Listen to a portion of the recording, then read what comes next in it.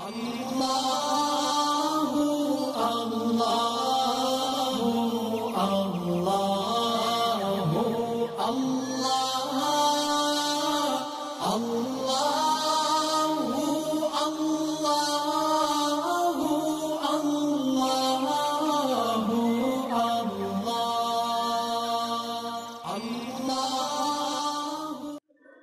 باللہ من الشیطان الرجیم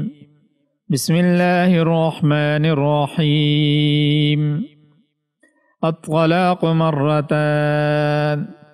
فإمساكم بمعروف أو تسريح بإحسان ولا يحل لكم أن تأخذوا مما آتيتموهن شيئا إلا أن يخافا ألا يقيما حدود الله فإن خفتم ألا يقيما حدود الله فلا جناح عليهما فيما افتدت به تلك حدود الله فلا تعتدوها ومن يتعد حدود الله فأولئك هم الظالمون۔ طلاق زیادہ سے زیادہ 2 بار ہونی چاہیے۔ اس کے بعد شوہر کے لیے 2 ہی راستے ہیں، یا تو قاعدے کے مطابق بیوی کو روک رکھے، یعنی طلاق سے رجوع کر لے، یا خوش اسلوبی سے چھوڑ دے، یعنی رجوع کے بغیر عدت گزر جانے دے۔ اور اے شوہرو، تمہارے لیے حلال نہیں ہے کہ تم ان بیویوں کو جو کچھ دیا ہو وہ طلاق کے بدلے ان سے واپس لو، الا یہ کہ دونوں کو اس بات کا اندیشہ ہو کہ وہ نکاح باقی رہنے کی صورت میں اللہ کی مقرر کی ہوئی حدود کو قائم نہیں رکھ سکیں گے۔ چنانچہ اگر تمہیں اس بات کا اندیشہ ہو کہ وہ دونوں اللہ کی حدود کو قائم نہ رکھ سکیں گے تو ان دونوں کے لیے اس میں کوئی گناہ نہیں کہ عورت مالی معاوضہ دے کر علادگی حاصل کر لے۔ یہ اللہ کی مقرر کی ہوئی حدود ہیں، لہٰذا ان سے تجاوز نہ کرو، اور جو لوگ اللہ کی حدود سے تجاوز کرتے ہیں وہ بڑے ظالم لوگ ہیں۔ اس سے پچھلی آیت میں عدت کے کچھ مسائل بیان ہوئے تھے، اور اسی طرح جو مرد اور عورت کے حقوق ہیں اس پر بھی بات ہوئی تھی۔ اس آیت میں بھی طلاق کے مسئلے کو بیان کیا گیا ہے۔ تو اس سے پہلے آپ نکاح کے بارے میں تھوڑا سا سمجھ لیں کہ نکاح کی ایک حیثیت تو ایک باہمی معاملے اور معاہدے کی ہے، جیسے خرید و فروخت میں اور لین دین کے معاملات ہوتے ہیں، اور دوسری حیثیت ایک سنت اور عبادت کی ہے، اور اس پر تمام امت کے اتفاق ہے کہ نکاح عام معاملات اور جو عام معاہدے ہوتے ہیں ان سے بالا تر، ان سے اونچی ایک حیثیت شرعی عبادت اور سنت کی رکھتا ہے۔ اسی لیے نکاح کے منعقد ہونے کے لیے پوری امت کے نزدیک کچھ ایسی شرائط ضروری ہیں جو عام معاملات بے اور شراء، خرید و فروخت، لین دین میں نہیں ہوتی۔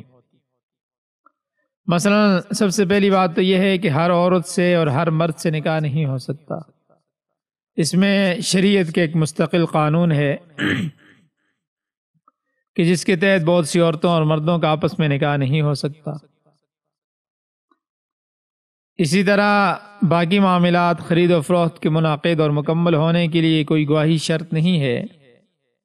بلکہ گواہی کی ضرورت اس وقت پڑتی ہے جب دونوں فریقوں کا آپس میں اختلاف ہو جائے، لیکن نکاح ایسا معاملہ نہیں ہے، یہاں اس کے منعقد ہونے کے لیے بھی گواہوں کا سامنے ہونا شرط ہے۔ اگر 2 مرد اور عورت بغیر گواہوں کے آپس میں نکاح کر لیں اور دونوں میں کوئی فریق کبھی اختلاف اور انکار بھی نہ کرے، تب بھی شرعاً وہ نکاح باطل ہے، وہ نکاح نہیں ہے۔ جب تک کہ گواہوں کے سامنے دونوں کا ایجاب و قبول نہ ہو۔ اور سنت یہ ہے کہ نکاح عام اعلان کے ساتھ، یعنی سب لوگ اس انداز میں کیے جائے کہ سب کو پتہ چلے کہ نکاح ہوا ہے۔ تو اسی طرح کی اور بھی بہت سی شرائط اور آداب ہیں جو نکاح کے معاملے کے لیے ضروری ہیں یا مسنون ہیں۔ اور امام اعظم ابو حنیفہ رحمۃ اللہ علیہ اور بہت سے دوسرے حضرات ائمہ کے نزدیک تو نکاح میں معاملہ اور معاہدے کی حیثیت سے زیادہ عبادت اور سنت کی حیثیت غالب ہے، اور بلکہ بہت سے حضرات کے نزدیک نکاح کرنا یہ نفلی عبادت سے بھی افضل ہے۔ اب نکاح کے بارے میں مختصراً میں نے بتا دی ہے، اب طلاق کے بارے میں سمجھیں۔ طلاق کا خلاصہ یہ ہے کہ نکاح کے معاملے اور معاہدے کو ختم کرنا۔ کل بھی میں نے تھوڑی سی طلاق کے بارے میں بات کی تھی، لیکن چونکہ یہ مسئلہ اہم ہے، سمجھنے کا ہے، تفصیل طلب ہے، تو اس لیے اس کو میں آج تھوڑا سا طلاق کے معاملے کو واضح کر کے بیان کر رہا ہوں۔ آپ یہ سمجھیں کہ جس طرح شریعت نے نکاح کے معاملے اور معاہدے کو ایک عبادت کی حیثیت دے کر عام معاملات اور معاہدات جو معاہدے ہوتے ہیں ان کی سطح سے بلند رکھا ہے، اور بہت سی پابندیاں اس پر لگائی ہیں، ان میں سے کچھ میں نے ابھی ذکر کی، اسی طرح اس معاملے کو ختم کرنا بھی عام لین دین کے معاملات کی طرح آزاد نہیں رکھا کہ جب چاہیں جس طرح چاہیں اس معاملے کو آپ ختم کر دیں، فسخ کر دیں۔ دو آدمیوں کا کسی معاملے میں معاہدہ ہوا، کوئی سودا ہوا، کوئی آپس میں تجارت کا معاہدہ ہے، کوئی بھی ہے، تو وہ آپ جس طرح چاہیں جب چاہیں ختم کر سکتے ہیں، اور اس سے ختم کر کے دوسرے سے معاملہ کر لیں۔ طلاق میں ایسا نہیں ہے، بلکہ اس کے لیے ایک خاص قانون بنایا ہے جس کو اس آیت میں بیان کیا گیا ہے۔ چونکہ یہ بات کل بھی میں نے ذکر کی تھی کہ نکاح کا معاملہ اور معاہدہ عمر بھر کے لیے ہوتا ہے، اور ارادہ یہ ہوتا ہے کہ کبھی بھی اس کے توڑنے اور ختم کرنے کی نوبت نہیں آئے گی، کیونکہ اس کو ختم کرنے کا اثر صرف مرد اور عورت اس میاں بیوی پر نہیں پڑتا، بلکہ نسل اولاد کی تباہی اور بربادی، اور بعض اوقات خاندانوں اور قبیلوں میں فساد تک کی نوبت پہنچتی ہے، اور پورا معاشرہ بری طرح سے متاثر ہوتا ہے۔ اسی لیے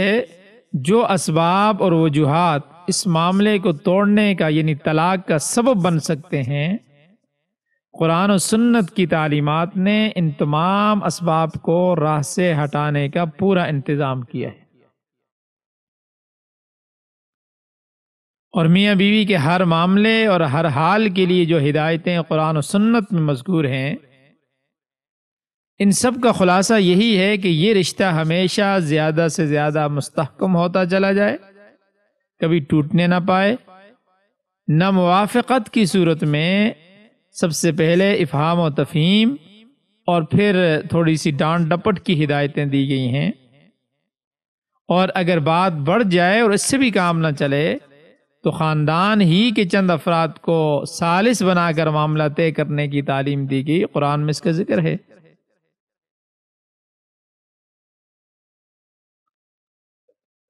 لیکن پھر بھی بعض اوقات ایسی صورتیں بھی پیش آتی ہیں کہ معاملے کو درست کرنے کی تمام کوششیں ناکام ہو جاتی ہیں، اور نکاح کا جو تعلق ہے وہ جس مقصد کے لیے ہوتا ہے، جس مقصد کے لیے نکاح کیا جاتا ہے، وہ حاصل ہونے کی بجائے طرفین کا آپس میں مل کر رہنا ایک عذاب بن جاتا ہے۔ ایسی حالت میں اس ازدواجی تعلق کا ختم کر دینا ہی دونوں میاں بیوی کے لیے راحت اور سلامتی کی راہ ہوتی ہے۔ اس لیے شریعت اسلام نے بعض دوسرے مذاہب کی طرح یہ بھی نہیں کیا کہ یہ اب رشتہ ازدواج ہر حال میں ناقابل فسخ ہی رہے، کبھی ان کی جدائی نہیں ہو سکتی، بلکہ اللہ نے اسلام نے طلاق اور فسخ نکاح کا قانون بنایا، اور طلاق کے اختیار تو صرف مرد کو دیا ہے، عورت کے ہاتھ میں طلاق کے اختیار نہیں دیا، کیونکہ عورت جو ہے وہ جلدی اس میں آ جاتی ہے، جذبات میں آ جاتی ہے اور وقتی تاثرات سے مغلوب ہو جاتی ہے، اور جبکہ مرد جو ہے اس کے اندر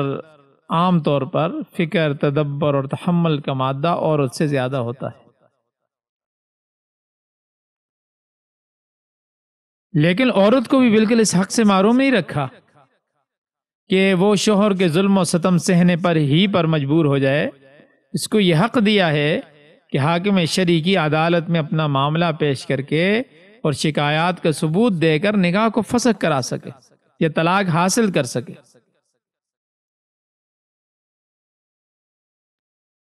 اس لیے اب یہ بھی عورت کے لیے نہیں ہے کہ عورت ساری زندگی ظلم و تشدد برداشت کرتی رہے، اللہ نے اس کے لیے بھی راستہ رکھا ہے۔ پھر مرد کو طلاق کا اختیار تو دے دیا، مگر پہلے تو یہ کہہ دیا کہ دیکھو اس اختیار کا استعمال کرنا یعنی طلاق دینا اللہ کے نزدیک بہت مبغوض ہے، بہت مکروہ ہے، اللہ کے نزدیک ناپسندیدہ ہے، یہ چیز صرف مجبوری کی حالت میں اجازت ہے۔ اور دوسری پابندی یہ لگائی کہ طلاق حالت غصے میں یہ کسی وقتی اور ہنگامی ناگواری میں اس اختیار کو استعمال نہ کریں۔ اسی حکمت کے ماتحت حالت حیض میں طلاق دینے کو ناجائز قرار دیا۔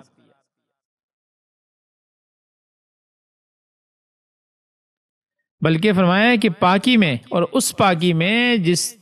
پاکی میں صحبت اور ہمبستری ہو چکی ہو، اس میں طلاق دینے کو اس وجہ سے ممنوع قرار دیا،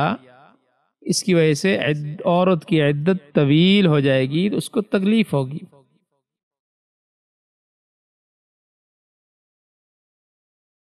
یعنی حیض میں بھی طلاق دینے کی کو ممنوع قرار دیا، اور ایسے طہر میں، ایسی پاکی میں بھی اس میں صحبت ہو چکی ہے۔ کیا پتہ چلتا ہے حمل ٹھہر گیا عورت کا، اگر حمل ٹھہر گیا تو عورت کی عدت لمبی ہو جائے گی، اور عورت کو ظاہر سی بات ہے عدت لمبی ہوگی، عورت تکلیف زیادہ اٹھائے گی جتنی عدت لمبی ہوگی، تو اس لیے منع کیا گیا۔ ان دونوں چیزوں کے لیے اللہ تبارک و تعالی نے قرآن کریم میں یہ ارشاد فرمایا فَطَلِّقُوهُنَّ لِعِدَّتِهِنَّ، یعنی طلاق دینا ہو تو ایسے وقت میں دو جس میں بلا وجہ عورت کی عدت لمبی نہ ہو۔ اب حیض کی حالت میں طلاق ہوئی تو موجودہ حیض عدت میں شمار نہیں ہوگا، اس کے بعد پاکی آئے گی، پھر پاکی کے بعد حیض سے عدت شمار ہوگی، اور جس پاکی میں صحبت ہو چکی ہے اس میں یہ امکان ہے کہ حمل رہ گیا ہو تو عدت وضع حمل تک طویل ہو جائے گی۔ تو طلاق دینے کے لیے مذکورہ وقت پاکی کے مقرر کرنے میں یہ بھی حکمت ہے کہ اس انتظار کے وقفہ میں بہت ممکن ہے کہ غصہ ختم ہو جائے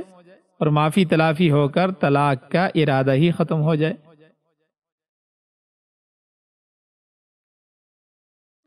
اور تیسری پابندی یہ بھی لگائی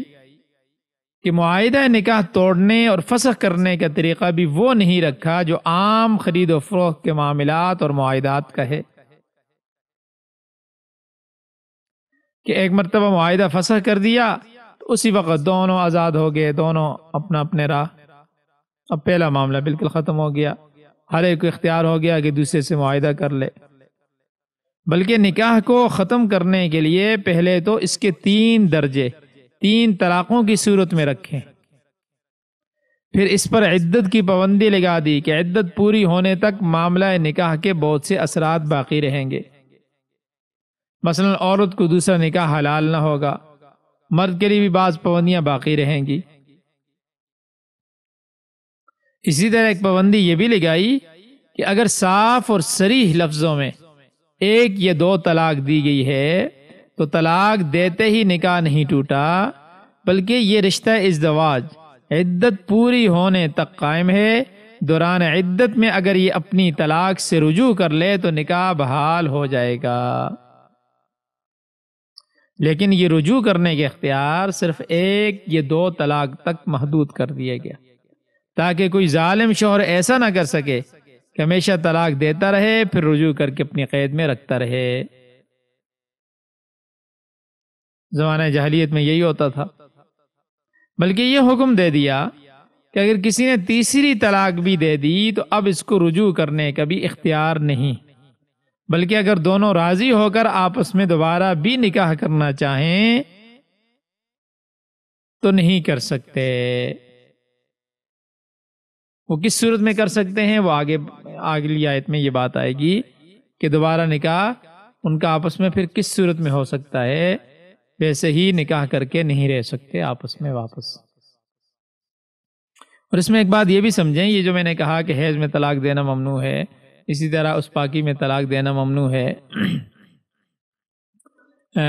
جس میں صحبت کی ہو، اس کا یہ مطلب نہیں ہے کہ اگر کسی نے طلاق دی تو طلاق نہیں ہوگی، طلاق ہو جائے گی، لیکن یہ طلاق سنت کے خلاف ہوگی، یہ ناجائز ہے، لیکن بہرحال طلاق ہو جائے گی۔ پھر ایک بات یہ بھی سمجھیں کہ طلاق کی 3 قسمیں ہیں، طلاق کی 3 قسمیں ہیں، اس سے بہت سی چیزیں، یہ اگر آپ لوگ اچھی طرح سمجھ لیں تو بہت سی چیزیں واضح ہو جائیں گی۔ نمبر 1 احسن، سنت اور بدعت۔ طلاق احسن سے مراد اچھی اور بہتر طلاق ہے۔ یہ اس طلاق کو کہتے ہیں جو عورت کو اس طہر میں، اس پاکی میں دی جائے جس میں میاں بیوی کا ملاپ نہ ہوا ہو اور ایک وقت میں ایک ہی طلاق ہو۔ ایسی طلاق کی صورت میں عدت کے اندر خاوند دوبارہ عورت سے رجوع کر سکتا ہے اور رجوع کے لیے نکاح کی ضرورت نہیں۔ اگر عدت ختم ہو جائے تو عورت آزاد ہو جائے گی۔ ہاں اگر کوئی شخص اب بھی رجوع کرنا چاہے تو اب بھی کر سکتا ہے، دوبارہ نکاح کر کے عورت کو گھر لا سکتا ہے، اور عدت کے بعد عورت کسی دوسری جگہ نکاح کرنا چاہے اس کو اس کی بھی اجازت ہے۔ اور اگر کوئی شخص ایک سے زیادہ یعنی 2 یا زیادہ سے زیادہ 3 طلاقیں دینا چاہتا ہے، یعنی اس نے ارادہ کر لیا ہے کہ عورت کو کسی صورت میں بھی نہیں رکھنا، تو پھر اس کا طریقہ یہ ہے کہ ہر طہر میں، ہر پاکی میں ایک طلاق دے۔ اس کا فائدہ یہ ہے کہ پہلی اور دوسری طلاق کے بعد اگر خاوند رجوع کرنا چاہے تو کر سکتا ہے، اور اگر تیسری طلاق دے دی تو پھر یہ طلاق مغلظہ ہو جائے گی، اب رجوع کی کوئی صورت باقی نہیں رہی۔ اس طلاق کو طلاق سنت کہتے ہیں کہ یہ سنت کے مطابق ہے۔ اور تیسری طلاق طلاق بدعت کہلاتی ہے، اور یہ ایسی ہے کہ یا تو طہر کی بجائے حیض کے دوران طلاق دے دی جائے، یہ تینوں طلاقیں بیک وقت ایک ہی وقت میں دے دیں۔ اس طرح طلاق تو واقع ہو جائے گی، مگر طلاق دینے والا گناہگار ہوگا کیونکہ اس نے صحیح طریقہ اختیار نہیں کیا۔ اس آیت میں فرمایا الطلاق مرتان، یعنی رجعی طلاقیں 2 ہیں، ایک طلاق دینے کے بعد رجوع ہو سکتا ہے، اس کے بعد اگر دوسری طلاق دے دی تو پھر بھی رجوع کی گنجائش ہے، البتہ تیسری طلاق کے بعد یہ سہولت ختم ہو جائے گی۔ ہاں پھر طلاق رجعی میں، جو طلاق رجعی ہے اس میں رجوع 2 صورتوں میں ہو سکتا ہے۔ اگر طلاق صریح الفاظ میں دی گئی، صریح الفاظ سے مراد یہی ہے کہ طلاق کے الفاظ استعمال کیے گئے، تو بغیر نکاح کے رجوع ہو سکتا ہے۔ یہ کل کی آیت میں بھی یہ بات میں نے بتائی تھی۔ اور اگر اشارہ کنایہ سے طلاق دے دی گئی کہ جاؤ اپنے ماں باپ کے گھر چلی جاؤ، میری طرف سے تم آزاد ہو، نکل جاؤ یہاں سے، اور مراد اس سے طلاق لیتا ہے، یعنی اس طرح کے کوئی الفاظ استعمال کرتا ہے، اور طلاق یعنی الفاظ اس طرح کے استعمال کیے اور نیت قطعی علادگی کی ہے، تو یہ طلاق بائن ہو جائے گی۔ اس میں رجوع کے لیے دوبارہ نکاح کرنا ہوگا، چاہے ایک طلاق کے بعد رجوع ہے یا دوسری کے بعد ہے۔ تیسری طلاق کا ذکر آگے آئے گا۔ یہاں فرمایا کہ رجوع کے لیے زیادہ سے زیادہ 2 طلاقیں، اور فرمایا کہ دوسری طلاق کے بعد فَإِمْسَاكُمْ بِمَعْرُوفٍ، یا تو دستور کے مطابق روک لو اور اس سے اچھا سلوک کرو، اس کا خرچہ ادا کرو، لیکن شرط یہ ہے کہ اصلاح کا ارادہ ہو، تنگ کرنے کا ارادہ نہ ہو۔ ایسا نہ ہو کہ نہ تو عورت کا حق ادا کیا جائے اور نہ اس کو آزاد کیا جائے، بلکہ دستور کے مطابق اس سے اچھا سلوک کرنا چاہیے۔ شریعت مطہرہ نے عورت کے جو حقوق مقرر کیے ہیں ان کو ادا کرو، اور اگر ایسا نہیں ہو سکتا، سمجھتے ہو کہ بھائی نہیں رہ سکتے آپس میں، تو پھر او تسریحم باحسان، اسے نیکی کے ساتھ جدا کر دو، لڑائی جھگڑے میں نہ پڑو، بلکہ لین دین کا جو معاملہ ہے اسے اچھے طریقے سے نمٹا کر مطلقہ کو رخصت کرو۔ اور ساتھ یہ بھی یاد رکھو، وَلَا يَحِلُّ لَكُمْ، تمہارے لیے یہ چیز حلال نہیں ہے، أَن تَأْخُذُوا مِمَّا آتَيْتُمُوهُنَّ شَيْئًا، کہ تم ان عورتوں سے کوئی چیز واپس لے لو جو تم نے انہیں دے رکھی ہے۔ مثلا اگر مہر ادا کر دیا تھا تو طلاق کے وقت واپس لینے کی کوشش کی ہے، یا کوئی تحفہ دیا تھا تو اس کا مطالبہ کر دیا کہ میں نے فلاں چیز تمہیں دی تھی، مجھے واپس کرو، یہ درست نہیں ہے۔ حضور علیہ السلام نے فرمایا عطیہ دے کر، تحفہ دے کر اس کو واپس لے لینا ایسا ہے جیسے کتا قے کر کے خود ہی چاٹ لیتا ہے۔ اور فرمایا کہ ہماری مسلمانوں کی مثال بری نہیں ہونی چاہیے۔ اور سورہ نساء میں آتا ہے کہ اگر تم نے عورتوں کو ڈھیر مال بھی دے رکھا ہے تو ان سے کوئی چیز واپس نہ لو، خاص طور پر کوئی بہتان لگا کر مال واپس لینا اور بھی برا ہے، یہ چیز کسی مسلمان کے شایان شان نہیں۔ لہذا اگر تم نے اسے ختمی طلاق کا فیصلہ کر لیا ہے تو پھر دستور کے مطابق اچھے طریقے سے رخصت کرو۔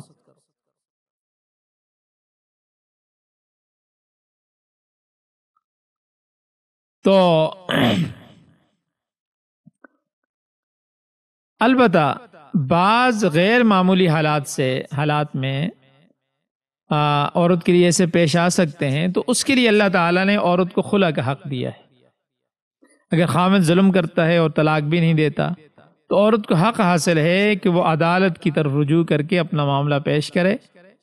اور عدالت دونوں کے دلائل سننے کے بعد اگر مناسب سمجھے تو میاں بیوی میں علادگی کرا سکتی ہے۔ اس صورت میں طلاق کی ضرورت نہ ہوگی۔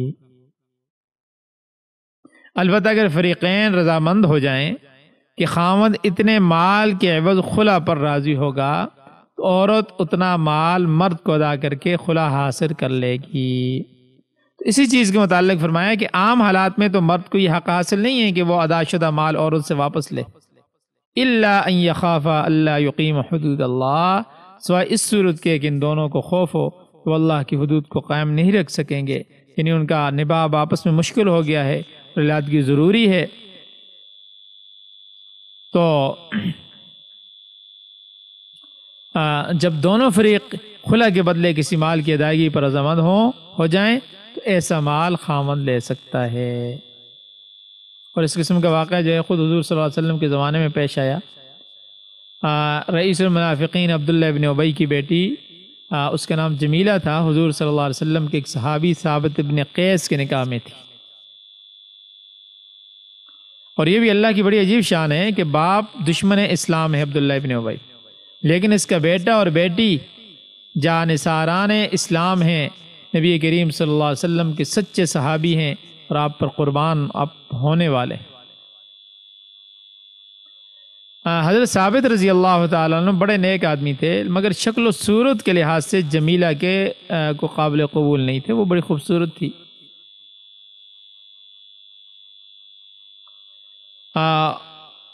تو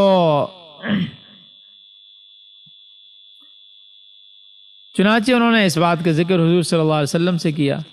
حضور ہم دونوں بطور میاں بیوی نہیں رہ سکتے۔ آپ نے دریافت فرمایا کہ کیا ثابت میں کوئی اخلاقی کمزوری واقع ہوئی ہے جس کی وجہ سے تو متنفر ہو گئی ہے؟ تو اس نے عرض کیا حضور ایسی بات نہیں ہے، وہ بڑا با اخلاق ہے، مگر میں اسلام میں رہ کر کفر کو پسند نہیں کرتی۔ کیا مطلب تھا؟ مقصد یہ تھا کہ وہ مجھے پسند نہیں ہے، میں اس سے خلاصی چاہتی ہوں، کیونکہ اگر اب میرا دل تو اس کے ساتھ رہنے کو مانتا نہیں ہے، اگر میں بادل نخواستہ اس کے ساتھ رہوں گی اس کی فرما برداری میں فرق آئے گا، اور یہ چیز اسلام کی تعلیمات کے منافی ہے، لہذا آپ ہماری علادگی کی کوئی صورت پیدا فرما دیں۔ تو حضور علیہ السلام نے فرمایا کہ ثابت نے آپ کو حق مہر میں یہ تحفہ کے طور پر جو باغ دیا تھا، کیا تم وہ باغ واپس کرنے کے لیے تیار ہو؟ حضرت جمیلہ نے کہا کہ ہاں، میں ایسا کرنے پر رضامند ہوں، اس کے علاوہ اگر ثابت کا اور بھی مطالبہ ہو تو میں پورا کرنے کو تیار ہوں۔ چنانچہ باغ کی واپسی کی شرط پر حضور علیہ السلام نے خلا کے حکم پر عمل کرتے ہوئے ان دونوں کی علادگی کرا دی۔ اب اس واقعے سے ایک تو خلا کی بات معلوم ہوئی، اور دوسرا ہمیں یہ بات معلوم ہوئی کہ اسلام نے عورت کو کتنے حقوق دیے ہیں۔ یہ تو ہماری اسلام سے ناواقفیت ہے نا، اور ہمارے لوگ آج یعنی بعض دفعہ ہمارے مسلمان ہونے کے باوجود ہم جاہلوں والے جاہلیت والے کام کرتے ہیں، بیٹی سے پوچھے بغیر، بہن سے پوچھے بغیر کسی کے متھے لگا دیتے ہیں۔ اللہ نے یعنی اس حد تک اختیار دیا ہے اللہ نے۔ حضرت جمیلہ نے خود رسول اللہ صلی اللہ علیہ وسلم سے، وجہ کیا تھی؟ صرف پسند نہیں تھے، باقی کوئی کمزوری نہیں تھی، کوئی اخلاقی اعتبار سے ایسا نہیں تھا کہ ان کے حقوق ادا نہیں کر رہے تھے، ایسا نہیں تھا کہ ان کو مار پیٹ رہے تھے، صرف پسند نہیں تھے۔ اللہ کے رسول نے اس پر کوئی ان پر غصہ نہیں کیا، کوئی ناراضگی کا اظہار نہیں کیا، کوئی ان پر الزام وہاں مسلمانوں نے نہیں لگائے۔ آج کے دور میں کوئی عورت ایسا کرے تو اس پر 100 باتیں بننی شروع ہو جاتی ہیں۔ وجہ صرف اور صرف اسلام سے دوری ہے۔ اسلام اگر ہم پڑھیں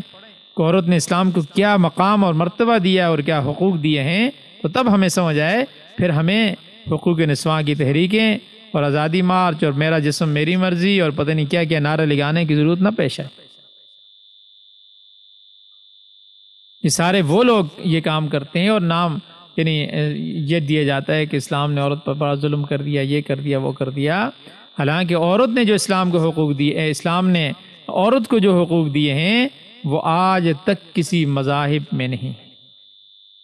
آج بھی نہیں ہے۔ اسلام نے جو حقوق دیے ہر اعتبار سے،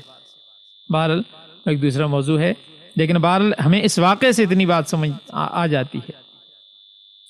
تو بہرحال خلا میں طلاق کے الفاظ کہنے کی ضرورت نہیں ہوتی، البتہ یہ طلاق بائن کا قائم مقام ہوتا ہے، اور طلاق کی طرح اس میں بھی عورت کو عدت گزارنا ہوتی ہے۔ خلا کے علاوہ علادگی کی ایک اور صورت بھی ہے جسے طلاق بالمال کہتے ہیں۔ خامد مال کا مطالبہ کر کے کرے کہ اتنا مال مجھے دو تو میں تمہیں طلاق دیتا ہوں، اگر دونوں اس بات پر راضی ہو جائیں تو مقررہ مال کے عوض خامد باقاعدہ طلاق دے دے گا، اور وہ طلاق کے حکم میں آئے گی، خلا نہیں ہوگا۔ اب آیت کے اگلا حصہ جو ہے وہ سارے مسلمانوں کو مخاطب کر کے فرمایا گیا، فَإِنْ خِفْتُمْ أَلَّا يُقِيمُوا حُدُودَ اللَّهِ، اے لوگو اگر تم کو ڈر ہو کہ یہ میاں بیوی اللہ کی حدوں کو قائم نہیں رکھ سکیں گے، یعنی ان میں اختلافات بہت زیادہ ہو چکے ہیں، اب ان کے میاں بیوی کی حیثیت سے گزر اوقات ممکن نہیں ہے، تو فَلَا جُنَاحَ عَلَيْهِمَا فِي مَا افْتَدَتْ بِهِ، ان دونوں پر کوئی گناہ نہیں اس چیز میں کہ وہ اپنی جان چھڑائی کا فدیہ دیں، یعنی عورت فدیہ دے کر مرد سے خلا حاصل کرے۔ ہاں یہ بات یاد رہے کہ اگر خاوند بے قصور ہے، عورت اس سے بلا وجہ علادگی چاہتی ہے تو وہ گناہ گار ہوگی، اور اگر خاوند بلا وجہ عورت کو تنگ کرتا ہے تو وہ گناہ گار ہوگا، تاہم دونوں صورتوں میں خلا واقع ہو جائے گی۔ اور فرمایا تلک حدود اللہ فلا تعتدوها، یہ اللہ کی مقرر کردہ حدیں ہیں، ان سے آگے نہ بڑھو۔ یہ نکاح، یہ طلاق، یہ ایلا، یہ خلا وغیرہ اللہ تعالیٰ کے نافذ کردہ قوانین ہیں، اللہ کے نافذ کردہ قوانین ہیں، ان کی پاسداری کرو، ان کے خلاف کر کے اللہ کی حدود کو کبھی توڑ نہ بیٹھنا۔ اور وَمَن يَتَعَدَّ حُدُودَ اللَّهِ فَأُولَٰئِكَ هُمُ الظَّالِمُونَ، جو اللہ تعالیٰ کی باندھی ہوئی حدود سے آگے بڑھے گا ایسے ہی لوگ ظالم ہیں۔ ظاہر ہے جو ظالم ہوگا اس کو تو سزا ملے گی، اللہ کی گرفت میں آتا ہے ظالم، اس لیے فرمایا جو اللہ کی حدود کو توڑے گا وہ ظالموں میں شمار ہو کر سزا کا مستحق ہوگا۔ تو بہرحال آج کی آیت کا جو خلاصہ ہے وہ اس میں 2 طلاق رجعی کا ذکر ہوا اور خلا کا ذکر ہوا۔ اور اب تیسری طلاق جو ہے اور طلاق کے جو باقی احکام ہیں وہ انشاءاللہ اگلی آیات میں آئیں گے۔ اور ترجمہ دیکھ لیتے ہیں۔ فرمایا الطلاق مرتان، طلاق 2 بار ہے۔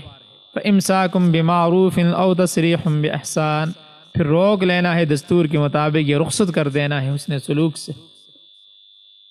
ولا يحل لكم ان تأخذوا مما آتيتموهن شيئا،